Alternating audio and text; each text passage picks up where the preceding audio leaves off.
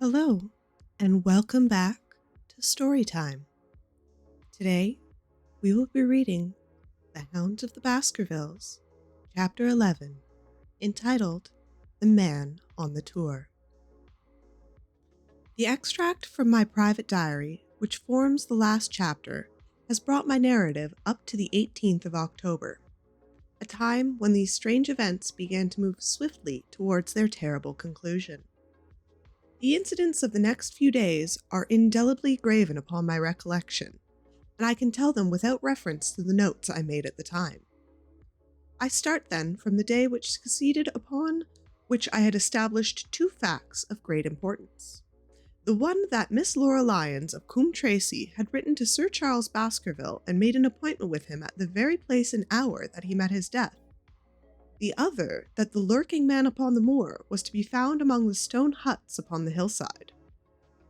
With these two facts in my possession, I felt either my intelligence or my courage must be deficient if I could not throw some further light upon these dark, dark places. I had no opportunity to tell the baronet of what I learned about Miss Lyons upon the evening before, for Dr. Mortimer remained with him at cards until it was very late. At breakfast, however, I informed him of my discovery, and asked him whether he would care to accompany me to Coombe Tracy. At first, he was very eager to come, but on second thoughts, it seemed to both of us that if I went alone, the result might be better. The more formal we made the visit, the less information we might obtain. I left Sir Henry behind, therefore, not without some pricklings of conscience, and drove off on my new quest. When I reached Coombe Tracy, I told Perkins to put up the horses, and I made inquiries for the lady whom I had come to interrogate. I had no difficulty in finding her rooms, which were central and well appointed. A maid showed me in without ceremony, and as I entered the sitting room, a lady, who was sitting before a Remington typewriter, sprang up with a pleasant smile of welcome. Her face fell, however, when she saw that I was a stranger, and she sat down again and asked me the object of my visit. The first impression left by Mrs. Lyons was one of extreme beauty. Her eyes and hair were of the same rich hazel color, and her cheeks, though considerably freckled, were flushed with the exquisite bloom of the brunette, the dainty pink which lurks at the heart of a sulphur rose. Admiration was, I repeat, the first impression, but the second was criticism. There was something subtlety wrong with the face, some coarseness of expression, some hardness, perhaps, of eye, some looseness of lips which marred its perfect beauty. But these, of course, were afterthoughts. At the moment, I was simply conscious that I was in the presence of a very handsome woman, and that she was asking me the reason for my visit. I had not quite understood until that instant how delicate my mission was. "I have the pleasure," I said, "of knowing your father." It was a clumsy introduction, and the lady made me feel it. "There is nothing in common between me and my father," she said. "I owe him nothing, and his friends are not mine. If it were not for the late Sir Charles Baskerville and some other kind hearts, I might have starved for all that my father cared." "It was about the late Sir Charles Baskerville that I have come here to see you." The freckles started out on the lady's face. "What can I tell you about him?" she asked, and her fingers played nervously over the stops of her typewriter. "You knew him, did you not?" "I have already said that I owe a great deal to his kindness. If I am able to support myself, it was largely due to the interest which he took in my unhappy situation." "Did you correspond with him?" The lady looked quickly up with an angry gleam in her hazel eyes. "What is the object of these questions?" she asked sharply. "The object is to avoid a public scandal. It is better that I should ask them here than the matter should pass outside our control." She was silent, and her face was still very pale. At last, she looked up with something reckless and defiant in her manner. "Well, I'll answer," she said. "What are your questions?" "Did you correspond with Sir Charles?" "I certainly wrote him once or twice to acknowledge his delicacy and his generosity." "Have you the dates of those letters?" "No."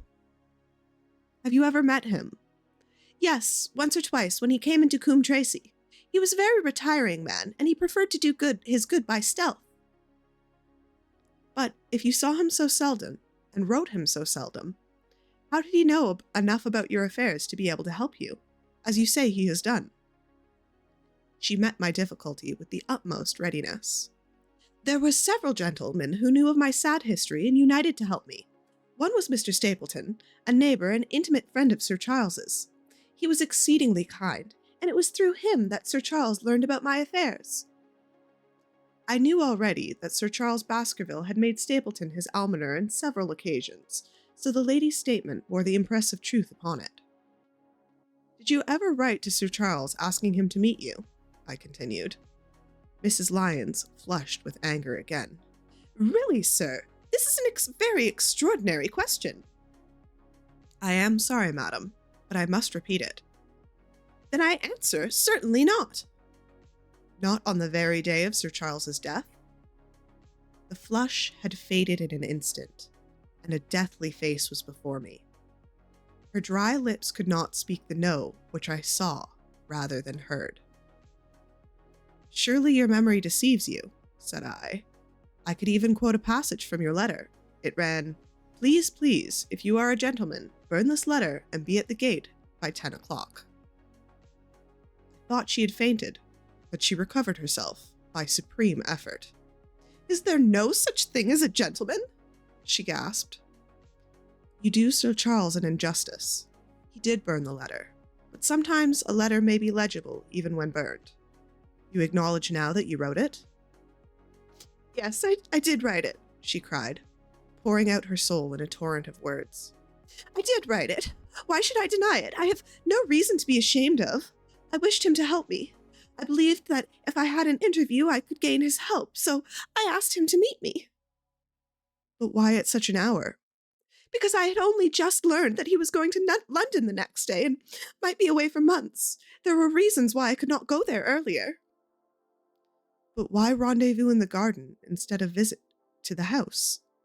"Do you think a woman could go alone at that hour to a bachelor's house?"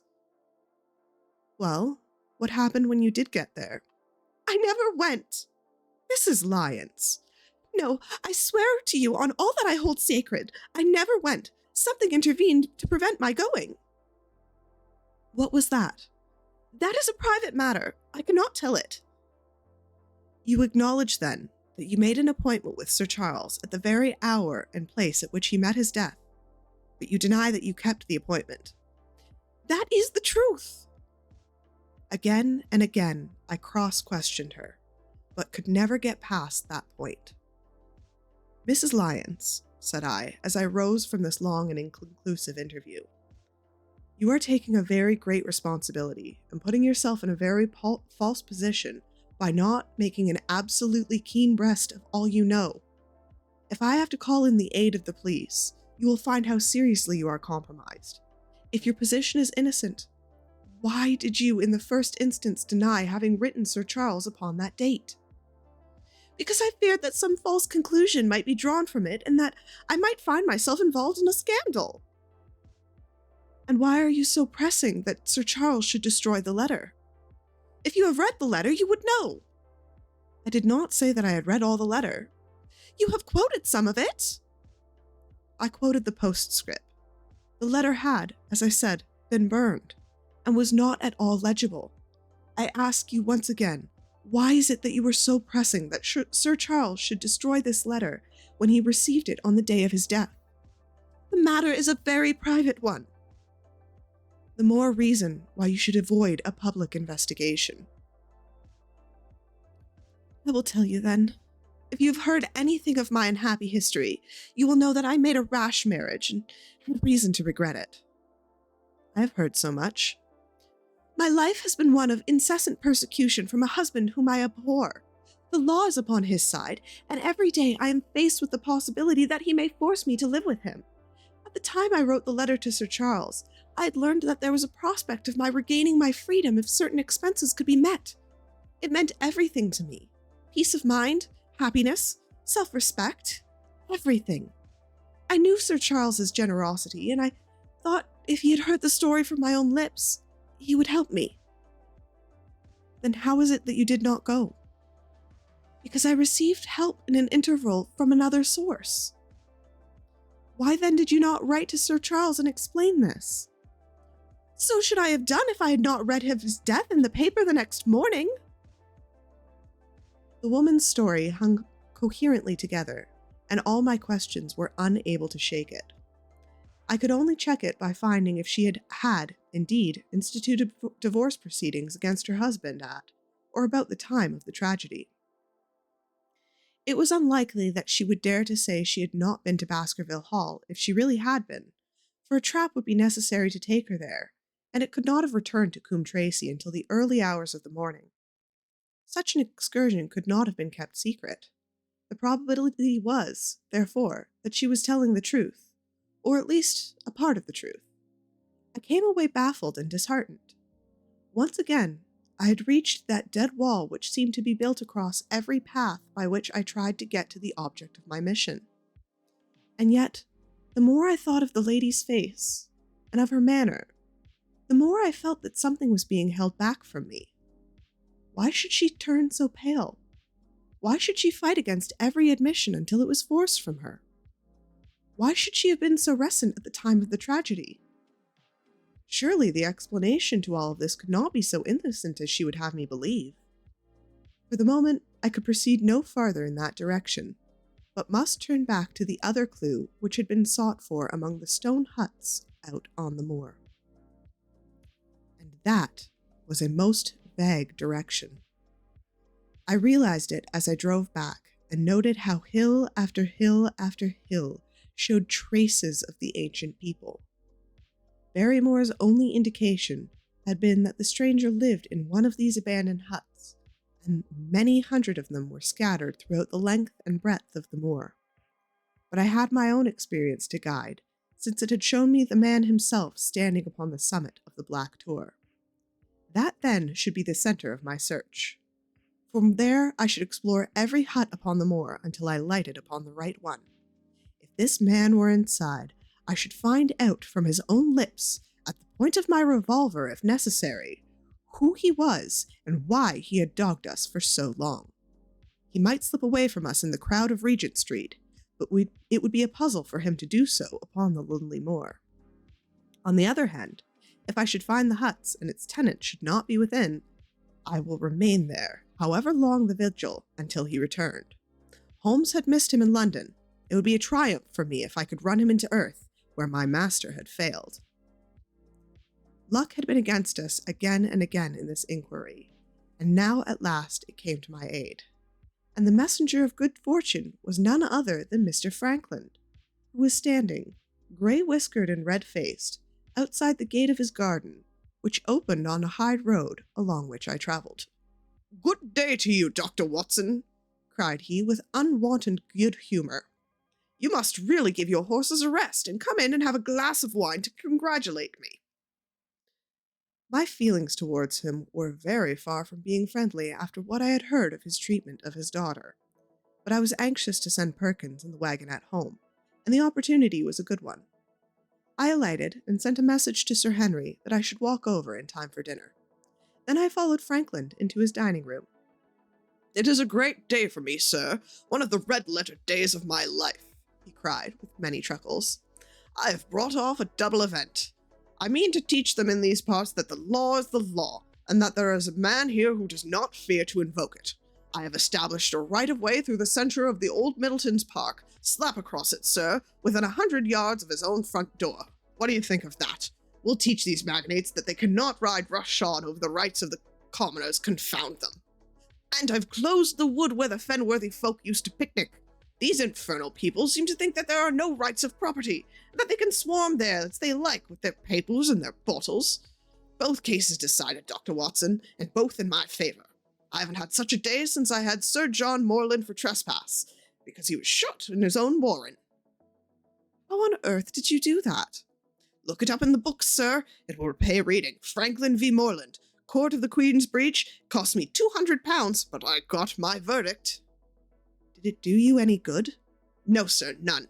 I am proud to say that I had no interest in the matter.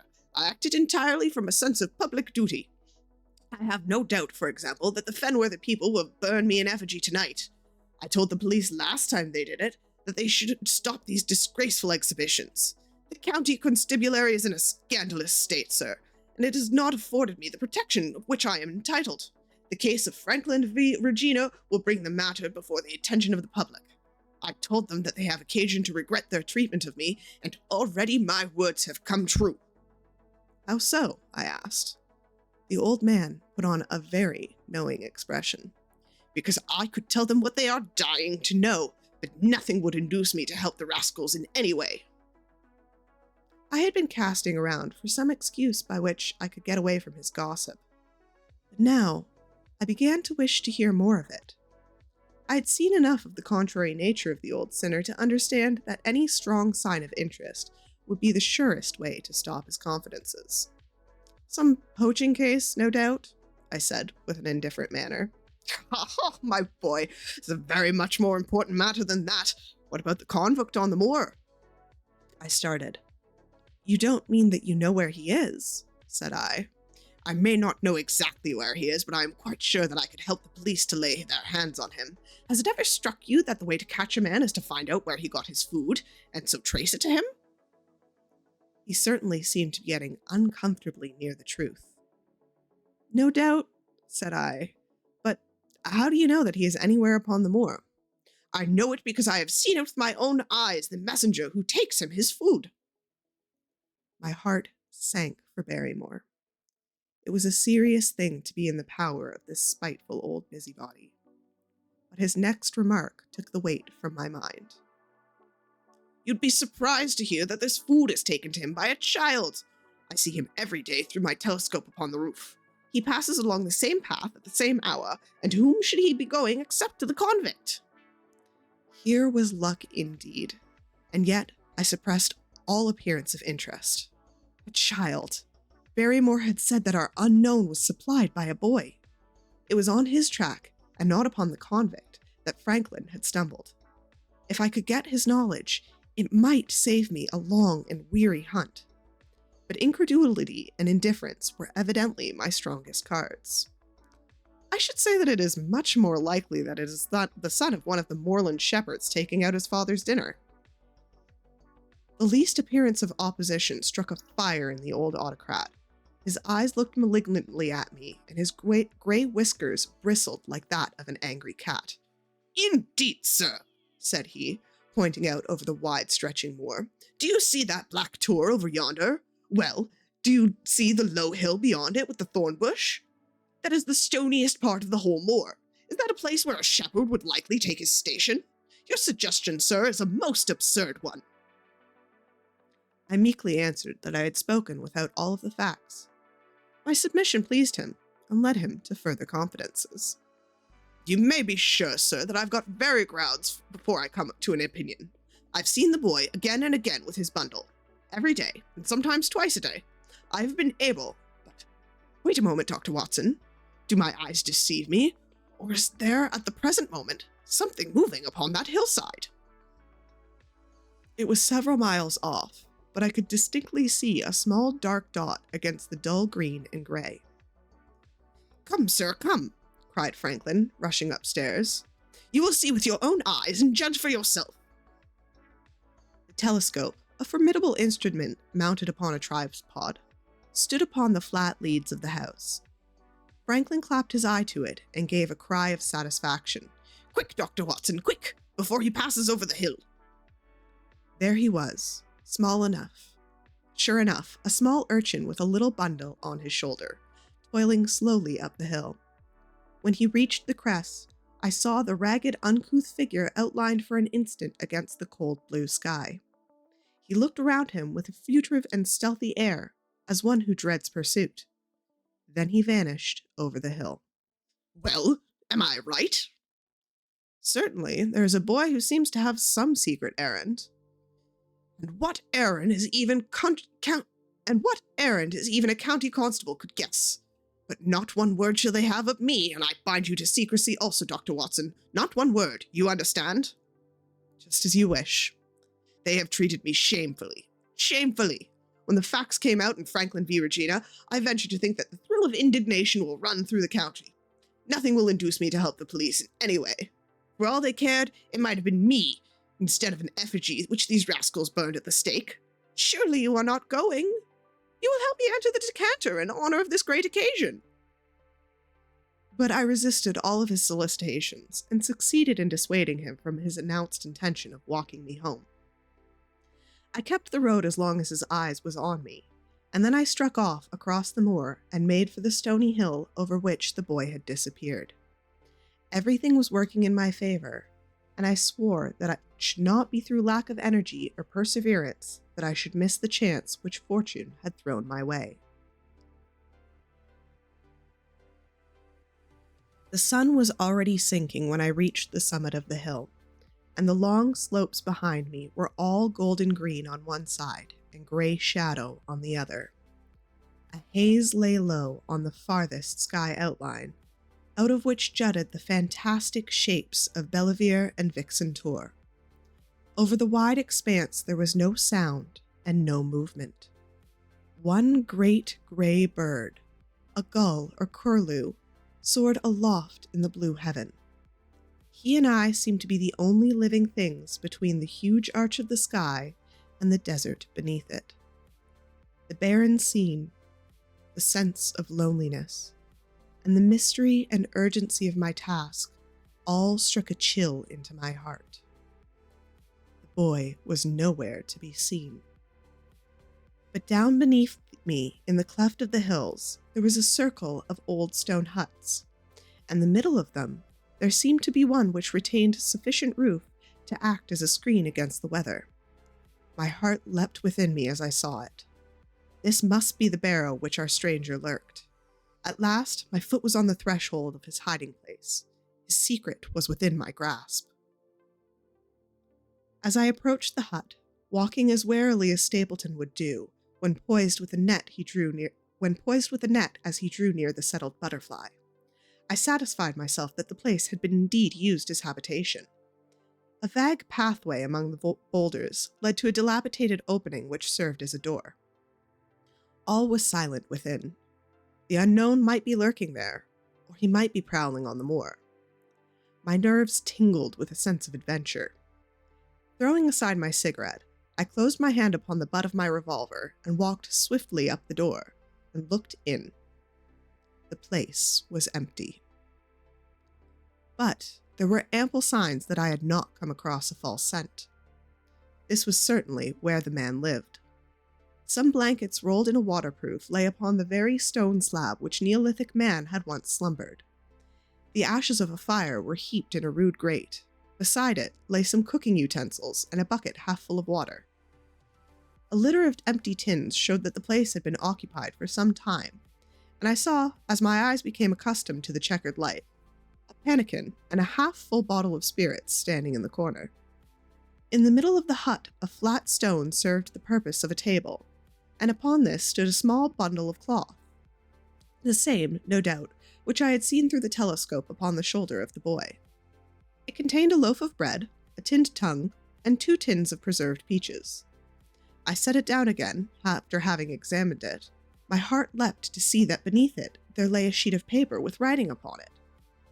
I raised it, and this is what I read, roughly scrawled in pencil. Dr. Watson has gone to Coombe Tracy. For a minute, I stood there with the paper in my hands, thinking out the meaning of this curt message. It was I, then, and not Sir Henry, who was being dogged by this secret man. He had followed me himself, but he had sent an agent, the boy perhaps, upon my track, and this was his report. Possibly I had taken no steps since I had been upon the moor which had not been observed and reported. Always there was this feeling of an unseen force, a fine net drawn around us with infinite skill and delicacy, holding us so lightly that it was only some supreme moment that one realized one was indeed entangled in its meshes. If there was one report, then there might be others, so I looked round the hut in search of them.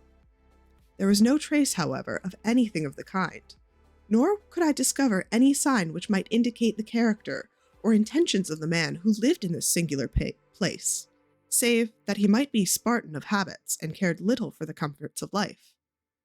When I thought of the heavy rains and looked at the gaping roof, I understand how strong and immutable must be the purpose which kept him in that inhospitable abode. Was he our malignant enemy? Or was he by chance our guardian angel? I swore that I would not leave the hut until I knew. Outside, the sun was sinking low, and the west was blazing with scarlet and gold. Its reflection was shot back in ruddy patches by distant pools which lay amid the great Grimpen mire. There were the 2 towers of Baskerville Hall, and there a distant blur of smoke which marked the village of Grimpen. Between the 2, behind the hall, was the house of the Stapletons. All was sweet and mellow and peaceful in the golden evening light. And yet, as I looked at them, my soul shared none of the peace of nature, but quavered at the vagueness and the terror of that interview which every instant was bringing nearer. With tingling nerves, but a fixed purpose, I sat in the dark recess of the hut and waited with somber patience for the coming of its tenant. And then at last I heard him. Far away came the sharp clink of a boot striking upon a stone. Then another, and yet another, coming nearer and nearer. I shrank back into the darkest corner and cocked the pistol in my pocket, determined not to discover myself until I had an opportunity of seeing something of the stranger. There was a long pause which showed that he had stopped. Then, once more the footsteps approached, and a shadow fell across the opening of the hut. "It is a lovely evening, my dear Watson," said a well-known voice. "I really think that you will be more comfortable outside rather than in." And that is the end of Chapter 11 of The Hounds of Baskerville. I hope that you've enjoyed it, and that we see you soon for Chapter 12. Goodbye.